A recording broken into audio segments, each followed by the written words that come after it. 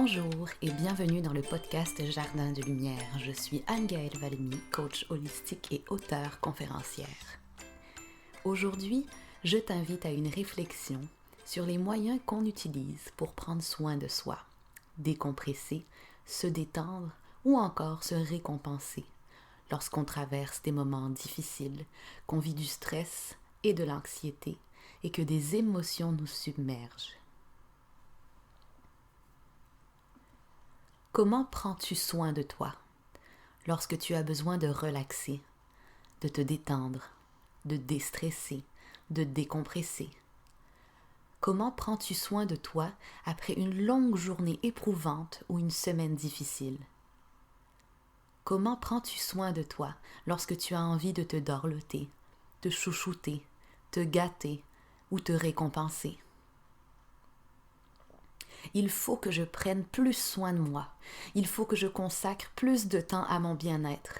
Il faut que je m'accorde du temps pour me détendre et relaxer. Je les entends souvent, ces phrases-là.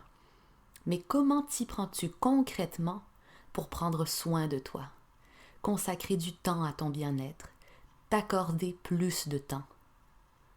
Trop souvent, on opte pour des outils et des moyens qui ne sont pas si adaptés et si efficaces que ça.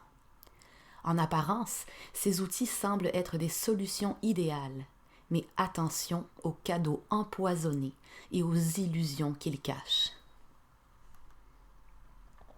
Lorsque tu es stressé et que tu as besoin de te détendre, peut-être choisis-tu le verre de vin. Mais est-ce réellement l'outil idéal et adapté? Est-ce que ce verre de vin t'aide réellement à te détendre? Oui, le vin rouge est reconnu pour agir comme relaxant musculaire, mais il n'en demeure pas moins une source d'alcool, pouvant entraîner une addiction et aussi des troubles cardiovasculaires.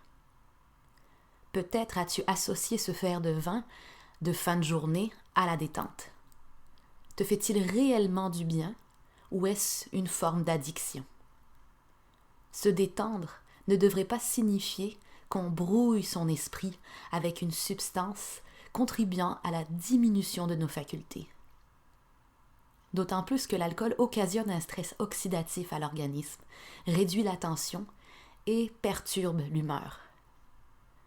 On choisit souvent le verre d'alcool pour se détendre et il devient alors un prétexte pour lutter contre le stress chronique. Chaque soir, avant, pendant ou après le repas, et même avant, pendant et après le repas. Lorsque tu es épuisé, fatigué, peut-être choisis-tu de t'effondrer devant l'écran de télévision, à regarder sans réelle attention des images qui défilent, les nombreuses publicités. Peut-être choisis-tu de regarder une télé-réalité. Tu te dis alors que tu mets ton corps au repos et ton cerveau à off, car tu es allongé dans un divan et que tu ne fais rien. Mais est-ce que la télévision est un outil réellement efficace pour lutter contre la fatigue et l'épuisement que tu vis actuellement? N'est-ce pas simplement un moyen de détourner ton attention qui met ton mental dans un état de léthargie que tu as associé à du repos? Est-ce réellement un outil qui te permet de revitaliser ton corps, de te procurer de l'énergie pour lutter contre la fatigue? Lorsque tu es triste, que tu traverses une situation difficile anxiogène, que tu as passé une mauvaise journée, peut-être choisis-tu les sucreries, les biscuits, les chips, les gâteaux et les bonbons. Tu as associé ça à une récompense idéale à une mauvaise journée. Mais ces gâteries pleines de sucre et d'additifs, sont-elles réellement un outil efficace pour faire face à l'anxiété, aux émotions douloureuses et aux journées plus difficiles? Tu as peut-être développé la croyance que oui, car dès ton plus jeune âge, pour te récompenser et pour te consoler, on t'offrait une sucrerie pour que tu arrêtes de pleurer, par exemple, et que tu retrouves le sourire. Ces aliments t'aident-ils vraiment à retrouver ton bien-être, ton sourire, la force de traverser les moments plus difficiles? Lorsque tu te sens seul et perdu, qu'il est difficile de prendre une décision, que des choix se présentent à toi, peut-être choisis-tu de sortir faire la fête entre amis? Ton mental en pleine réflexion a besoin de faire le vide et tu as associé ces sorties à une manière efficace de faire ce vide. Mais est-ce réellement le moyen idéal qui te permet de calmer ton mental pour prendre une décision claire et juste? Ne serait-il pas plutôt un moyen de fuir tes responsabilités et de détourner ton attention? Tu profites de ces moments entre amis pour qu'ils te partagent leurs idées, leurs opinions, leurs avis sur ce qui te tourmente. Mais ceci te permet-il vraiment de voir les choses avec plus de clarté? Ou est-ce que ça embrouille et agite davantage ton mental?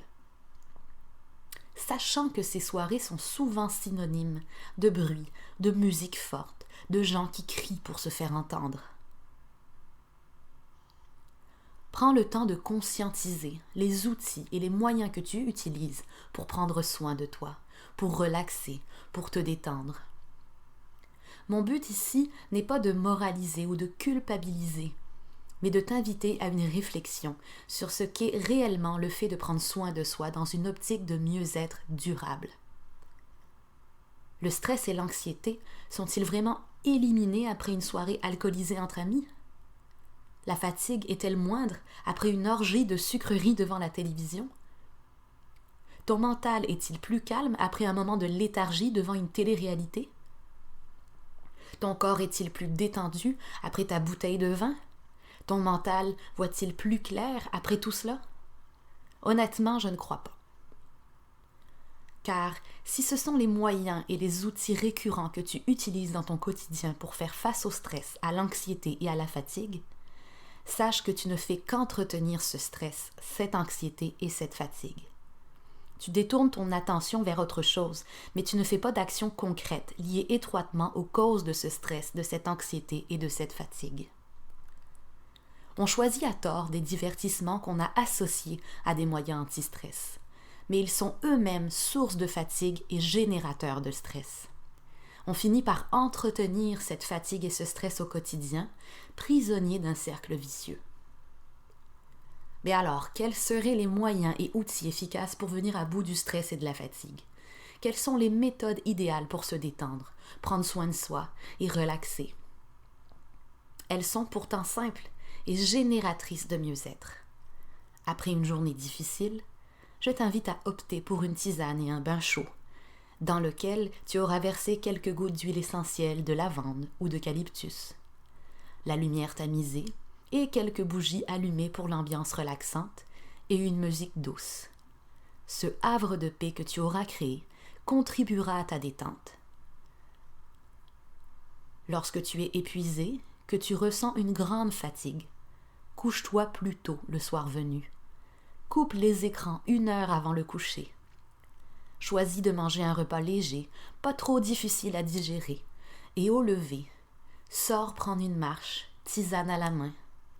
Prends une douche froide. Privilégie les fruits et les légumes frais pour ton petit déjeuner. Évite la caféine.